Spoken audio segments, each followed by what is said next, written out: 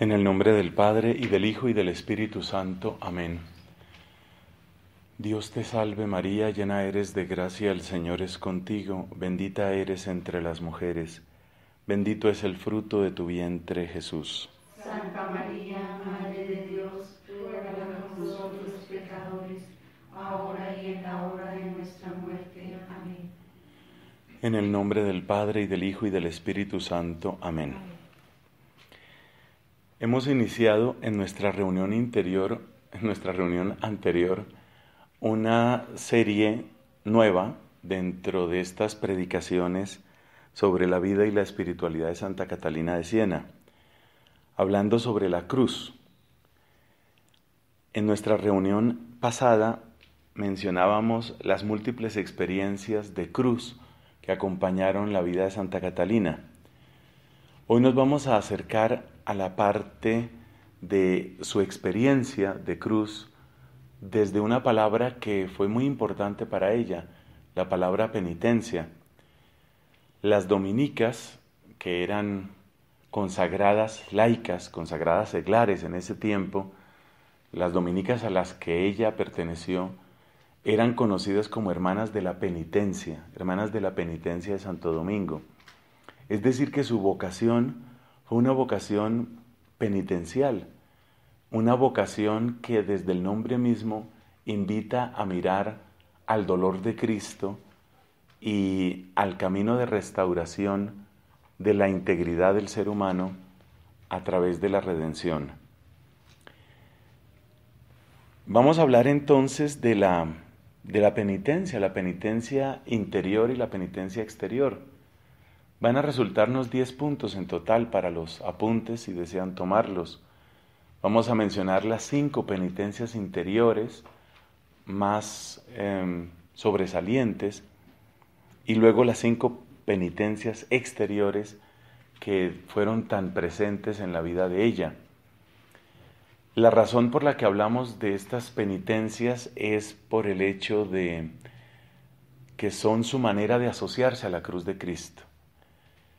No son un simple ejercicio personal, no es algo que tiene que ver con la búsqueda de una perfección de ella, como persona, como mujer o como creyente, sino que son su manera de asociarse al camino de su esposo. No se nos puede olvidar que Catalina mira toda su vida cristiana como una asociación, como un unirse cada vez más al misterio de Jesucristo. Y puesto que la vida de Cristo es una vida abnegada, entregada y finalmente crucificada, entonces Catalina ve su propia existencia así también. La ve como una vida abnegada, entregada y crucificada. Es el amor, es lo que quiero destacar, es el amor quien está detrás de todas estas narraciones, todos estos recuerdos que vamos a evocar. Normalmente cuando se habla de penitencia interior se habla de cosas que son como únicamente en el corazón, en el sentimiento, es decir, que no tienen un reflejo o una expresión corporal. En esta ocasión vamos a utilizar estas palabras de una manera diversa. Vamos a mencionar aquí penitencia interior en el sentido de aquellas cosas que fueron más propias de su etapa de vida oculta. Sabemos que la vida de Catalina tuvo 2 etapas bastante bien diferenciadas. Una primera etapa fue más bien una vida oculta en la privacidad de su hogar, y luego vino una segunda etapa que es la que podríamos llamar una vida de ministerio público, haciendo paralelo con nuestro Señor Jesucristo. Y en esa segunda etapa, pues los dolores de ella o su participación en el misterio de Cristo, pues también son igualmente más visibles. Entonces advierto eso, cuando aquí hablamos de penitencia interior no nos referimos a cuestiones únicamente espirituales o únicamente en el ánimo o la emoción o el sentimiento, sino en este caso queremos hablar de penitencia interior como lo propio de la fase de la vida oculta de ella, y penitencia exterior aquella que sucedió en cierto sentido ante los ojos de la Iglesia y en todo caso ante los ojos de sus discípulos, su familia espiritual. Entonces hablemos de esa primera etapa y ahí vamos a mencionar 5 elementos de penitencia en la fase oculta y luego, pues con el favor de Dios, otros 5 elementos de penitencia que serán propios de la fase exterior. En esa primera fase, como más oculta, hay palabras que describen la clase de vida que ella llevaba. Esas palabras son la ascética, por ejemplo. Ascética es un término que proviene de una raíz griega, significa algo así como ejercicio. Pero en la tradición católica se suele llamar ascética a todos aquellos ejercicios de mortificación, de penitencia, de ayuno, todo aquello que implica de alguna manera un refrenar los deseos, los apetitos, o incluso contradecir lo que sería deseable o cómodo. Eso es lo que entendemos por ascética. Y evidentemente en la vida de ella aparece esta palabra de lleno.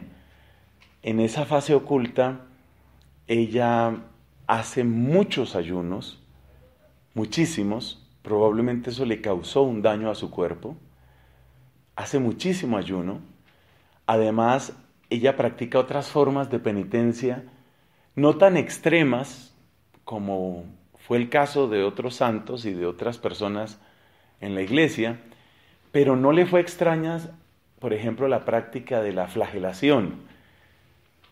En aquella época se utilizaban bastante los cilicios. Un cilicio es una especie de faja que va pegada al cuerpo y que de distintas maneras, desde el material en el que está hecha hasta otros aditamentos, produce incomodidad o a veces auténtico dolor. Los cilicios son un modo de penitencia que fue bastante frecuente en la Edad Media. A ella no le gustaba utilizar cilicios por una razón que se recuerda en sus biografías, y es que le parecía que atentaba contra el aseo personal. Es un dato interesante. No porque temiera el dolor, ya vamos a ver que dolores tuvo muchísimos, sino porque sentía que no era algo como llamaríamos higiénico. Entonces ella no gustaba de los cilicios, pero la flagelación, es decir, eso de recibir golpes en el cuerpo, los ayunos, las posturas corporales durante largas horas, ese tipo de ejercicio, ese tipo de ascética estuvo muy presente en la vida de ella. Luego vamos a ver qué de esto nos puede servir a nosotros, porque evidentemente en esto la Iglesia también ha aprendido, la Iglesia también ha caminado, y pues hay estudios muy serios que muestran que este tipo de penitencias extremas hasta un cierto punto se convierten en atentados contra la salud de la persona, y esa debe ser parte de la explicación de por qué ella muere tan joven, porque pues murió a los 33 años y murió realmente consumida. Algo parecido se dice de nuestro fundador, Santo Domingo de Guzmán. Era también persona de hacer durísimas penitencias físicas, y eso también tuvo una repercusión en su cuerpo. A sus 51 años de edad, Santo Domingo estaba realmente consumido en todo sentido. Téngase en cuenta que además el régimen alimenticio de la época tampoco era necesariamente el mejor. En todo caso, la primera palabra que aparece aquí en la experiencia penitencial es ascética. La segunda palabra tampoco va a ser muy amable si la contrastamos con nuestro tiempo, es la vigilancia. Bueno, la vigilancia uno lo asocia con las compañías de vigilancia y con los celadores y esas personas. Pero en su origen, la vigilancia es la capacidad de estar despierto, es decir, limitar el sueño. Ella contó que su experiencia ascética más fuerte, la más difícil, era el dominio del sueño, porque procuraba estar despierta y en oración, despierta y en penitencia durante muchísimas horas. Hubo partes de su vida en que dormía realmente minutos en el día, de modo que eso también supone una carga supremamente fuerte para su cuerpo. Eso también lo practicó ella. Repito, estas son cosas que no las vamos a negar porque así era como se entendía el sufrimiento y como se entendía la santidad ahí. Entonces mal haría yo maquillando estas cosas o callándolas. Simplemente fue así como se vivió. Entonces hemos hablado de ascética en términos de ayunos, flagelaciones. Hemos hablado de vigilancia. Tercero, fue una persona que vivió durante años enteros en un estado de reclusión, o sea, ella era ermitaña. Ermitaña dentro de su propia casa. En Siena se conserva la celda que ella utilizó. No es muy grande, no es muy grande. En esta capilla que nos recibe puede ser más o menos el espacio que va como de esta pared o esta columna hacia allá. No era algo escandalosamente pequeño, pero tampoco era grande. Debía ser de este tamaño o un poco menos. Y ahí pasó realmente años. Estuvo años ahí, en esa condición de ermitaña. Como dato curioso, su primer impulso vocacional siendo una chiquita de unos 6, 7 años fue precisamente el ser ermitaña. Cuando ella tuvo ese primer encuentro intensísimo con el amor de Dios y la majestad de Cristo, lo primero que ella sintió es ser solo para Cristo. Y es asombroso pensar que una niña a los 6 o 7 años de edad tenga en tan poquito el amor de la familia, una familia amorosa, el amor del papá, el amor de la mamá. Todo eso no contaba para ella. Lo único que sentía es: yo quiero ser para Cristo, quiero ser para Cristo. Y de hecho ella se fue de la casa para ser ermitaña a los 7 años. Pero luego no sabía cómo ser ermitaña. Y como no sabía cómo ser ermitaña, entonces por la tarde se volvió a la casa. Porque no sabía qué hacer. Claro, es algo que llama la atención. Llama la atención porque cuando uno conoce lo que son los niños, las niñas a esa edad, el solo hecho de separarse del papá o de la mamá es una tragedia. Y no estamos hablando de que el papá fuera un ogro. Don Jacobo fue siempre muy cariñoso con sus hijos, pues fuerte pero muy amoroso. Y la mamá, de nombre Lapa, también era una persona, pues una ama de casa básicamente, pero no estamos hablando aquí de un ser perverso que hacía la vida imposible a los hijos, de ninguna manera. Entonces, ¿cómo es que una niña, teniendo papás llenos de amor y una familia llena de alegría y llena de cariño, de repente siente que nada es importante? La única explicación que han encontrado los biógrafos es que tenía que estar obrando el Espíritu Santo ahí, porque digamos, eso no es de alguna manera lo normal, lo estadísticamente frecuente. Entonces, la ascética, la vigilancia, la soledad, y en esa soledad hay algo más que destacar, y es que, como ella no tenía, eso lo sabemos con certeza, como ella no tenía capacidad de lectura ni de escritura, entonces tú piensas qué tipo de reclusión es esa. No estamos hablando de una persona que por lo menos se entretiene leyendo. O sea, ¿qué hace una persona tantas horas ahí? Pues eso, penitencias y oraciones y mirar hacia Cristo, y mirar hacia Cristo, y mirar hacia Cristo. Estas tres cosas que he mencionado, que son tal vez las más contrarias a nuestra mentalidad actual, son el perfil de una persona trastornada mentalmente. Pero al mismo tiempo lo asombroso es que esa persona no es una persona egoísta, no es una persona neurótica ni imposible, no es obsesiva, no es una persona agria ni amarga, no es una persona egoísta. Hay dos cosas que aparecen en esa fase oculta, en esa primera fase, lo que estoy llamando aquí la penitencia oculta o la penitencia interior de ella, que nos muestran que no estamos ante un caso psiquiátrico, un caso psicológicamente de libro, como dicen. Su capacidad de servicio. ella está metida horas y horas y horas en la contemplación de Cristo, invocando a Cristo, diciendo oraciones, muy diversas oraciones, uniéndose a la oración de la iglesia, pero ahí, en su celda de la casa, es sin embargo una persona disponible. Hubo una época en los comienzos de su vocación en que la familia fue sumamente ruda con ella, muy dura. Y algo así que como para hacerla entrar en razón, porque la mamá quería que ella se casara, y entonces tenía gravísimo disgusto de que Catalina viniera con esas ideas de que mi esposo es Cristo y cosas de esas, y entonces, como un modo de disuadirla de esto, le hicieron realmente la vida muy dura, o como se dice popularmente en este país, de cuadritos. Eso significaba, por ejemplo, ponerle tareas que estaban muy por encima de su edad y de sus fuerzas. El negocio que tenía el papá Jacobo era una tintorería. Eso supone grandes recipientes en donde es necesario, pues eso, impregnar de distintos pigmentos las telas. Manejar esas telas, manejar esas tinajas, trabajar en la tintorería requería muchísima fuerza. Y por supuesto eso estaba por encima de las capacidades de ella. Pero ya se tratara del aseo, de la cocina, de labores realmente muy, muy humildes, o se tratara de esto, era una persona de una inmensa disponibilidad.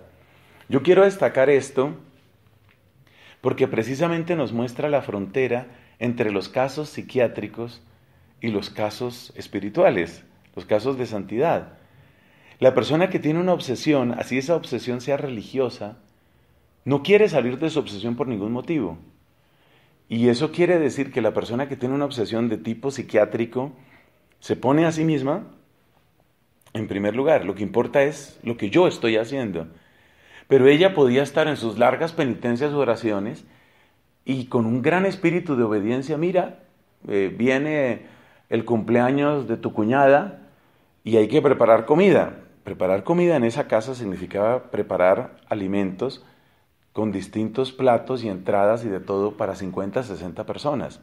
O sea, tú imagínate cuántas horas de trabajo requiere eso. Y ella con alegría y con disponibilidad. Ella cuenta a sus confesores, a sus amigos, también les cuenta cómo vivía esa etapa. Y ella dice, yo siempre pensaba que estaba sirviendo a Cristo y a los apóstoles en cada cosa que me pedían. Esa manera de obrar, esa manera de salir de sí misma, demuestra que no estamos frente a una persona simplemente con ataques, qué sé yo, de histeria o cualquier otro tipo de patología psiquiátrica. Y hay otra cosa que lo va a demostrar más. Como otros grandes santos en la historia de la Iglesia, Catalina tiene predilección por los casos más difíciles. Así, por ejemplo, entre las compañeras de consagración, algunas veces se presentaban tensiones. Es posible que en otros grupos de consagradas se hayan presentado situaciones parecidas, muy raro seguramente, porque lo normal es que se entiendan perfectamente, que nunca peleen por nada, que jamás discutan, pero en el caso de Catalina sí se presentaba eso, tristemente sí había discusiones entre ese poco de mujeres, y algunas tenían particular fastidio hacia Catalina porque las mantelate, estas consagradas, estas dominicas de penitencia, tenían por costumbre recibir solamente personas viudas. Como en Siena había toda una cultura de la sensualidad, el perfume, el maquillaje, la moda, Siena de esa época, no sé cómo sea la de ahora, pero la Siena de esa época realmente invitaba a cualquier tipo de mundanidad y no ciertamente a una vida de penitencia. Ya en ese tiempo se celebraban ruidosos carnavales que implicaban exceso en la comida, en la bebida, disfraces y todo tipo de deslices y de pecados. Entonces, las mantelate, para mantener el buen nombre de su tipo de vida, de su estilo de vida, no querían recibir jovencitas. Aplicando un poco lo que dice el apóstol San Pablo refiriéndose a las viudas jóvenes en alguna de sus cartas, donde dice, no inscriban a ninguna viuda menor, creo que dice de 60 años. Esa manera de hablar de San Pablo tiene que ver con los escándalos que se presentan cuando una persona se consagra y después resulta que se vuelve protestante. Bueno, no había protestantes en esa época, pero entra y se vuelve protestante, o entra y luego resulta que se enamora, o le traicionan sus pasiones de otra manera, porque eso también ha sucedido. Entonces, casos de homosexualidad, cosas de esas. De eso ha sucedido en la iglesia en todas las épocas. Entonces, las mayores dentro del grupo de las Mantelate se consideraban guardianas del buen nombre de esa asociación de consagradas, laicas. Y como además eran laicas y como además vivían en el mundo, pues mucho más fácil. Así que para que recibieran a Catalina no fue nada fácil. Y una vez que se impuso la voluntad de recibirla, ella debía tener unos 18 años, 19 años cuando la recibieron. Cuando al fin se impuso la idea de recibirla, los prejuicios, la mirada despectiva, el comentario antipático no faltaba. Catalina se puso por tarea, de esto tenemos varios testimonios entre los santos, servir con el doble o el triple de amor a las que peor hablaban de ella, a las que más la maltrataban, a las que ella sabía que la habían calumniado o que abiertamente le hacían sentir ese tipo de menosprecio. Y cuando digo tratar con amor no es simplemente ser especialmente dulce al saludar. Hay un testimonio absolutamente dramático de una de estas enfermas a la que nadie quería visitar, o muy pocas personas, porque tenía unos problemas de quién sabe qué enfermedad, y eso implicaba pus, y eso implicaba unos olores espantosos y quién sabe qué tipo de infección. Los actos de heroísmo con esta mujer repleta de esas pústulas realmente lo dejan a uno asombrado. Digamos que por cierta delicadeza, no entraré en detalles, pero ustedes los pueden encontrar en cualquier biografía. Lo que sí les puedo decir es que se trata de una persona capaz de vencer el asco de una manera que supera los límites que yo haya podido conocer. Entonces, esas son las 5 formas de penitencia que encontramos en Catalina: la ascética, la vigilancia, la soledad, y estas 2 últimas, el servicio humilde en la casa y a las Mantelate, y la victoria sobre el asco. Esto es muy importante. Es muy importante porque los místicos caprichosos abundan, pero los místicos verdaderos son pocos. Y el místico verdadero siempre se demuestra en 2 cosas: en la capacidad de la obediencia y en la capacidad de la caridad. Y ambas cosas tienen que ver con ¿qué? Salir de uno mismo. El que tiene una enfermedad psiquiátrica no es capaz de salir de sí mismo. Entonces, en mi historia de deuda, porque eso es lo que yo tengo con Catalina, una deuda gigantesca, en la deuda de amor que yo tengo con Santa Catalina de Siena, y que es bien conocida pues por mis hermanos de comunidad, yo me he encontrado con varios padres que hablan de un modo insultante sobre esta santa, o de un modo poco respetuoso. Una vieja histérica, por ejemplo, sería una manera de referirse a ella. Hay que admitir una parte, y es que este modo de ascética no lo recomienda la Iglesia hoy. Y las pruebas están, o sea, el por qué, eso está demostrado. Pero yo no acepto el cargo de que se tratara de una enfermedad psicológica o psiquiátrica por la razón que acabo de exponer. Porque las personas que tienen esa clase de obsesiones, en el fondo están siempre centradas en sí mismas, en sus objetivos, en sus prácticas, en sus rutinas. Catalina no es eso. Catalina se deja interrumpir por el amor, por el servicio, por la obediencia. Si pasamos a las penitencias exteriores, es decir, a la época ya de su servicio más abierto al pueblo de Dios, pues encontramos los siguientes dolores que ella vivió con gran espíritu de penitencia. Incomprendida en muchísimas cosas. Cuando ella le suplicaba a los sacerdotes que le permitieran comulgar todos los días, qué insultos los que recibió esta mujer. No se acostumbraba en esa época a celebrar la misa todos los días. La gran mayoría de los sacerdotes celebraban misa una vez a la semana. El domingo, por supuesto. Que un sacerdote celebrara todos los días era cosa que llamaba la atención. Un siglo antes se recuerda con admiración que Santo Domingo celebraba la misa todos los días. Eso parece como una cosa asombrosa. Hoy podemos decir que es mucho más la norma que otra cosa, pero eso no era así. Entonces, que una mujer le pidiera a un sacerdote que celebrara la misa para poder comulgar, se miraba como una intromisión, como un capricho, como un exceso, y eso le llevó a muchos maltratos. Las experiencias místicas le llevaron a muchísimos maltratos, ya en su época. Cuando ella tenía esos éxtasis tan profundos, la gente se quedaba asombrada de la manera como ella parecía estar completamente por fuera de sus sentidos. Y es fama que alguna señora oyó por ahí que está mística y que tiene éxtasis y que no sé qué, y no le creyó, y no creyó eso. Entonces, cuando Catalina entró en éxtasis, esta señora se hizo cerquita, y mientras Catalina decía sus oraciones o esto, se acercó como si fuera a besarle el pie, y con una aguja le atravesó el pie, para ver si era verdad que estaba tan insensible o no, o ese era un show que ella montaba. Por supuesto, cuando ella volvió del éxtasis no podía caminar, tenía despedazado el pie, pues por lo que le había hecho la falsa devota esa. Es decir, la incomprensión no era simplemente que la gente tuviera risitas, es de este tamaño, es una incomprensión que lleva a que se plantee si es necesario expulsarla de la orden. Ella tuvo que pasar por eso. Todo un capítulo general tuvo que tratar el tema, capítulo general de los frailes, de los dominicos, tuvo que tratar el tema de qué hacemos con ella.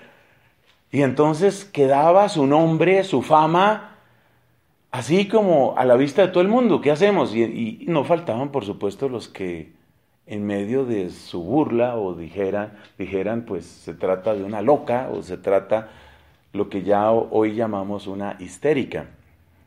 Eso pues tuvo que sufrirlo ella, eso es parte de las incomprensiones que sufrió. De las incomprensiones a las humillaciones hay solamente un paso. Recuerden el caso de algún sacerdote que, harto de oír historias, que tenía mensajes, que tenía inspiraciones, pues fue donde ella, y sin mayor fórmula de juicio, empezó a humillarla y a vaciarla y a llamarla hipócrita y actriz, y usted por qué inventa eso, y usted por qué tuerce a la gente, sin dar espacio a respuesta. Ahí es donde uno entiende la importancia de que ella hubiera estado tan asociada a la pasión de Cristo.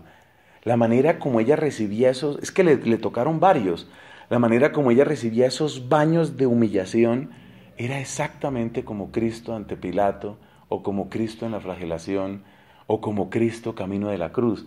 Es decir, realmente ella estaba tan asociada en su corazón al misterio de Cristo, que era imposible maltratarla sin que ella sintiera que ese maltrato la estaba apegando más y más a su esposo. Y por eso la gente se quedaba perpleja. Varias de las conversiones de clérigos, de sacerdotes, de frailes, de teólogos, varias de las conversiones sucedieron así.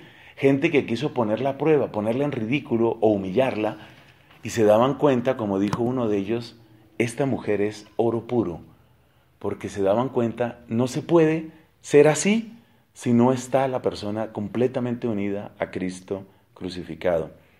Hay que hablar también de persecución. Persecución significa que por lo menos 2 veces quisieron matarla. El caso más dramático sucedió, como lo dijimos al hacer el resumen biográfico en su momento, en la ciudad de Florencia. Literalmente lo que sucedió fue eso. Cuando el sicario supo que ella estaba sola en la casa donde se estaba hospedando, entró con una hachuela para matarla. De un solo golpe a cabo con esta historia y ya iba a eso. Esto lo describo para que nos demos cuenta que no es simplemente incomodidad emocional o problemas de falta de acogida. No me siento bien acogida.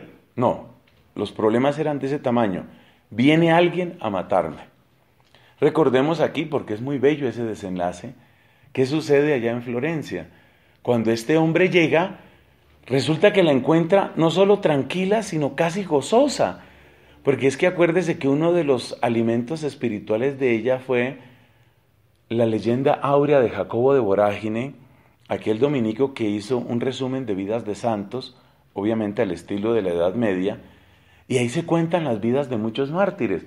Entonces, cuando ella ve que la van a matar, seguramente lo que viene a su cerebro es: esta es la historia de Santa Inés Mártir, esta es la historia de Santa Blandina, esta es la historia de Santa Perpetua, Santa Felicidad. O sea, ella siente, hoy Dios me va a asociar al número de los mártires. Entonces está serena, está tranquila. Y el hombre se queda perplejo frente a la tranquilidad de ella, el rostro de ella, porque además es un rostro que produjo muchas conversiones. La mirada de ella produjo muchas conversiones. Y el hombre no fue capaz, tiró el hacha y se devolvió confundido, sin saber qué era lo que le estaba pasando. Y ustedes también recuerdan seguramente la reacción de ella cuando entonces rompe en llanto porque le quitaron la gracia del martirio. O sea, estamos hablando de persecución de ese nivel. No es me están haciendo el ambiente imposible, me están haciendo la vida imposible en Florencia, me siento un poco rechazada. No es rechazada, es que viene alguien con un hacha a matarme. Ese es el tipo de persecución. La frustración fue enorme. Frustración, sobre todo, como lo recuerda el padre de Salvador y Conde en su semblanza biográfica de Catalina, frustración por aquellas personas que prometían y no cumplían. Como resulta que Catalina era una persona de una sola palabra, ella decía y cumplía hasta la muerte. Es que era de una coherencia, de una transparencia tan grande. Claro, si una persona es así, de una sola pieza, pues instintivamente cree que los demás también son así.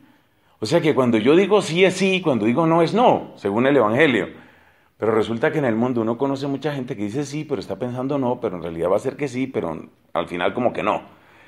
Eso produce vivísimo dolor en las personas que tienen los niveles de santidad y de coherencia como el de Catalina, porque ella realmente vivía las cosas en ese nivel de coherencia. Entonces, eso fue una gran frustración. Aunque ella era lo que hoy llamaríamos de vida activa, o sea, era seglar y vivía en su casa y hizo todos esos recorridos y tuvo que ir a Génova y tuvo que ir a Aviñón y tuvo que ir a Florencia y luego volver a Roma estuvo, por supuesto, donde murió. Aunque ella era de vida activa, tenía un aprecio sublime por la vida contemplativa. Recuerda que el consejo que ella daba a la gente era que vivieran como contemplativos, por eso habla de la celda interior, que vivieran como contemplativos. Y ella tuvo siempre el sueño de fundar un monasterio, fíjate, siendo ella de vida activa, fundar un monasterio de monjas de clausura. Y hubo una cierta condesa, conocida como la condesa de Belcaro, que fue muy amiga de Catalina. Catalina tuvo muchos amigos y muchas amigas, y entre sus amigas estaba esta. Era una mujer que tenía muchos bienes, tenía muchos recursos, y era una mujer que le profesaba una intensa admiración a esta santa. Le gustaba conversar con ella, le escribía, la hospedaba en la casa, la oía, la acompañaba a orar. Es decir, tenía todas las señales de ser una verdadera amiga. Catalina le abrió el corazón a la condesa y le contó que quería, fundar un monasterio. Algo surgió en la conversación en medio de eso, y la condesa, según entiendo yo, que no me esté fallando la memoria, no solamente le dijo que apoyaba con sus numerosos bienes materiales la fundación, sino que ella misma quería entrar de religiosa, ella quería volverse monja. Bueno, esta fue una gran alegría para Catalina.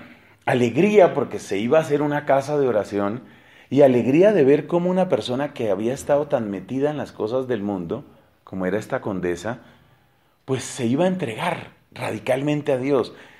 Y esa alegría suscitó más conversaciones y más cartas, y luego más cartas y más conversaciones, y luego otras conversaciones y otras cartas, pero ningún ladrillo se movía, ¿no? O sea que al final no hubo el tal monasterio. Se murió Catalina, no hubo monasterio. Esas frustraciones aparecen en el estudio biográfico que hace el padre Salvador y Conde, que es de obligada lectura, donde él se refiere específicamente a ese tema. ¿Al tema de qué? Al tema de las frustraciones. Tantas cosas que no funcionaron. Ella habló, los papas le ponían cuidado. Uno de ellos le pidió a ella que le predicara al colegio de cardenales, un caso absolutamente único en la historia de la iglesia hasta ese momento. O sea, la tomaban en serio. Y de nuevo, pues como ella se sentía tomada en serio, no por simplemente porque se le diera atención a ella, sino sobre todo porque se trataba de darle atención a Cristo. Entonces ella, viendo que se le daba atención a Cristo, pues le cuenta al Papa y le dice, mire, la iglesia necesita mirar menos los conflictos de poder y menos de lujos y ornamentos, menos de eso. Usted tiene que tener cerca gente que sea de oración, que sea de penitencia. Ella no se estaba haciendo propaganda a sí misma. Ella quería que el Papa reuniera allá en su curia. En esa época el Vaticano no existía, es que realmente estamos hablando de una santa de hace mucho tiempo. Lo que hoy conocemos del Vaticano no existía. El Papa vivía cerca de su catedral, que es la Catedral de San Juan de Letrán, y pues fue ahí, en ese escenario, donde sucedieron muchas de estas cosas. Entonces Catalina decía, usted debería tener como un grupo de eso, de monjes, y consulte lo suyo, busque la voz de Dios en los santos, busque la voz de Dios en la gente de oración. No se quede en la gente que tiene gran elocuencia y suave palabra, porque esos suelen tener sus propios intereses. Y le sugirió y le dio aportes al Papa sobre qué tipos de personas, y yo no sé si incluso hasta nombres específicos. Busque el consejo de los que realmente aman a Dios. Eso nunca sucedió. Eso nunca sucedió. Y las consecuencias pues fueron gravísimas, y esto nos lleva al quinto modo de penitencia exterior. Una impotencia terrible, terrible. La manera como ella describe sus últimos meses en Roma es dramática. Ese sentir, acuérdate, ella murió en 1380 y el cisma, cuando empieza a haber un papa en Roma y otro papa en Aviñón, sucede en 1378. O sea, ella vivió prácticamente 2 años de la más dura impotencia. Le escribe, las cartas más violentas de ella son de esta época. Le escribe, hay una carta que me da escalofríos. Yo nunca había oído que un laico le hablara así a un cardenal. La manera como le escribe, pero con la autoridad de Dios. Y le dice, usted sabe que está pecando, usted sabe que está mintiendo. Le habla con una fuerza, con una potencia increíble, tratando de reparar el cisma, porque este fue uno de los cardenales franceses que habiendo elegido un papa en Roma, después que salieron de lo que nosotros llamamos el cónclave, entonces dijeron, no, ahí estábamos muy amenazados, ahora sí vamos a elegir el papa de verdad, el mero, ahora sí lo vamos a elegir. Y para elegir el papa verdadero se fueron a Aviñón y allá eligieron otro papa. Ese fue un cisma auspiciado por los cardenales franceses de la época. Y es a ellos a los que ella les escribe, pero esas cartas no produjeron ningún resultado, por lo menos ningún resultado visible en ese momento. Entonces ese fue un dolor, esa fue una punzada muy terrible.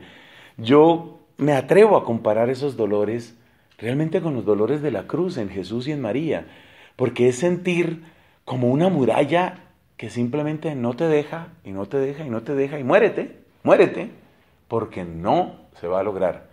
Y se murió, el 29 de abril o el 30 de abril, 29 de abril de 1380 y no se había reparado el asunto. Esos son dolores muy grandes. Ella llegó a un punto en el que le dijo a Cristo, cuando ya se dio cuenta que las cosas no funcionaban, ella dijo, bueno, pues entonces agarra mi corazón y exprímelo sobre el rostro de la iglesia. Ese es el nivel de dolor de esta santa. Aquí no hay más que hacer. Aquí lo único es ofrecerlo todo. Y los últimos meses, sobre todo las últimas semanas, son de esa manera. Esa es la manera como vive. Así que cuando uno dice participación en la cruz, pues es esto. Esta es una persona participando de la cruz. Que su modo de penitencia al principio es loco. Sí, como muchas cosas son locas en la historia de la iglesia y tienen sus límites y la iglesia aprende. Por eso la iglesia no propicia hoy que la gente se suba a un árbol para vivir. En la antigüedad hubo santos que hicieron eso. Se subían a un árbol y de aquí no me bajo. Y ahí hacían penitencia. Hoy la iglesia no mira eso como un camino, yo no sé en qué circunstancias quedaría abierto, como un camino abierto para nadie. La iglesia aprende, pero lo importante es ver que más allá de esas locuras, lo que yo encuentro es una persona que está tratando con las herramientas que tiene, con lo poco que tiene. Recuerda que ya no sabía ni leer ni escribir. A tientas en la noche está buscando cómo hago para unirme a Cristo. ¿Cómo hago para unirme a Cristo? Ese es su corazón, esa es su manera de obrar, esa es su obsesión.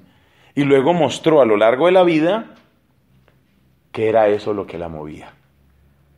Su modo de servicio, su victoria sobre el asco, su modo de entregarse, el vigor de su palabra, la manera de soportar los ataques, demuestra que lo que había en ella no era ningún trastorno mental. Lo que había era una sabiduría de la más alta intensidad y brillo, sabiduría que gracias a Dios quedó plasmada en el testimonio de quienes escribieron su vida, quedó plasmada en el diálogo y quedó plasmada en sus cartas. En nuestra siguiente sesión, con el favor de Dios, vamos a buscar qué podemos aprender de esto nosotros. Que por supuesto lo primero que uno siente, o por lo menos lo primero que yo siento es que soy un mediocre, un terrible mediocre. Porque a mí me duele todo lo que uno se queja por cualquier cosa. Eso es lo que más me duele. Entonces, bueno, ¿qué podemos aprender de esta obra colosal del Espíritu Santo que nos queda a nosotros? Eso lo comentaremos con el favor de Dios en nuestra siguiente sesión. Gloria al Padre, al Hijo y al Espíritu Santo. En el principio, ahora y siempre, por los siglos de los siglos. Amén.